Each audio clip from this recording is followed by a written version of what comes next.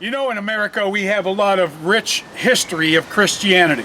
I mean, you cannot go and to Washington, D.C. and see the monuments with not only God mentioned, but Jesus Christ in Bible verses. This year, for Thanksgiving, marked the 400th year the Pilgrims actually wrote a contract to God and then came on this land. It's called the Mayflower Compact. A lot of Christian history.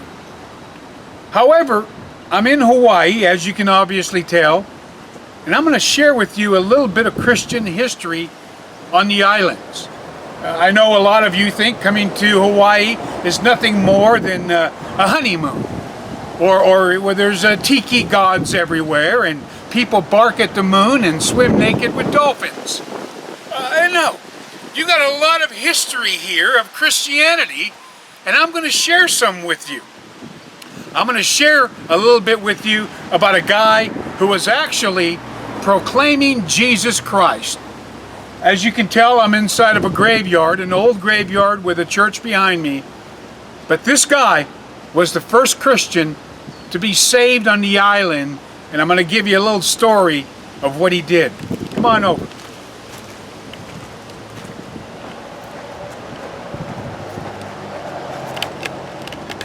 This is Brother Bartimeus. And let me tell you a little bit before I talk about how God used him. He was born with a defect of blindness that obviously his mother would realize he'd be more of a problem and a hindrance than a help. So after he was birthed, Mom tried to bury him alive. Didn't start out very good. And it was somebody else that rescued him and cleaned him up. This man was blind. But after I finish, I'm going to expose how he can see much more clearer than you can.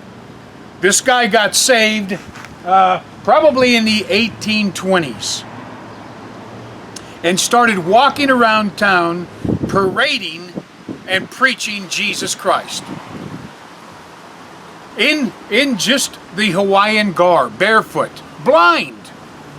And this man is walking around islands preaching. He's telling everybody about Jesus Christ. He can't even see the souls that he's talking to. Talk about history. This is just one man here.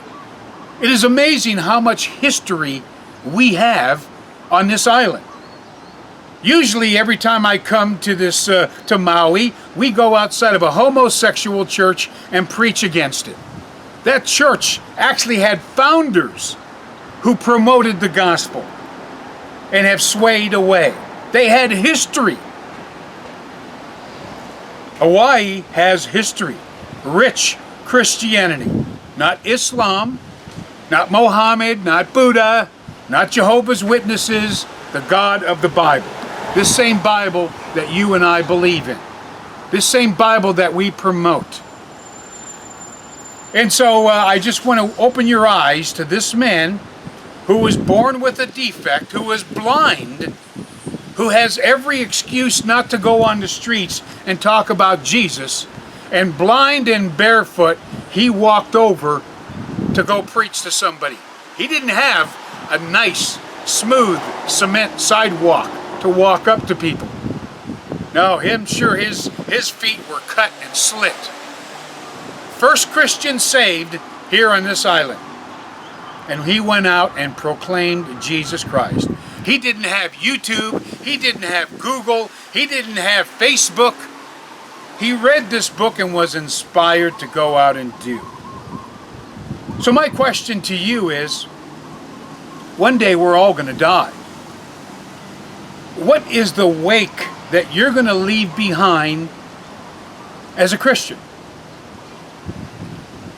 We don't really know. This man never wrote a book, but his name's in numerous books. We don't know how many churches he helped found. He was out too busy preaching. And this is where he's laid a marker right here in this old cemetery that most people drive by and don't even know. Israel was given markers in the Old Testament. Markers were not a thing of an idol.